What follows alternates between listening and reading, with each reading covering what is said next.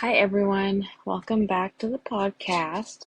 Today we will talk about the APRN scope of practice and how it applies to the state of Missouri, and we'll be answering three different questions. So question number one is examine the APRN scope of practice, laws, and regulations in the state of Missouri. To what extent do these permit APRNs to practice to the full extent of their education and training? So in Missouri, NPs must have physician relationships practice and have prescriptive authority, meaning restrictive practice in Missouri. So NPs are not recognized as primary care providers, and they may only diagnose, treat medical conditions, prescribe medications, and manage chronic diseases. Question number two states, what other legal or regulatory barriers do APRNs in your state face, including federal ones?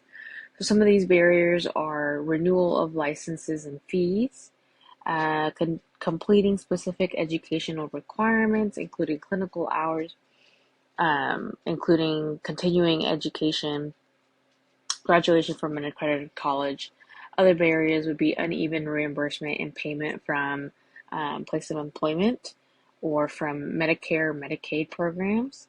Physician distance requirements, being within a specific distance of a physician, so this kind of challenges for rural areas. And peer review of work, so physicians have to review a specific percentage of their work. Last question is summarize a strategy to remove barriers for APRNs in the state of Missouri to have full practice.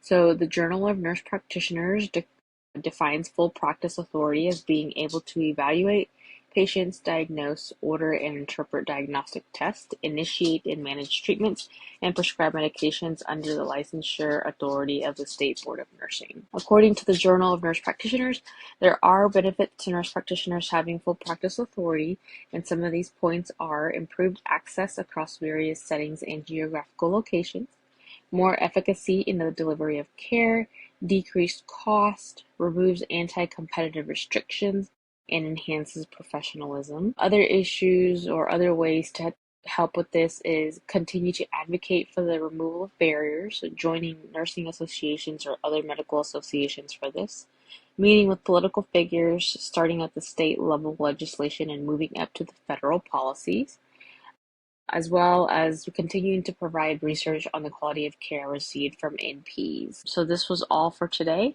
Tune in for next time. Thank you.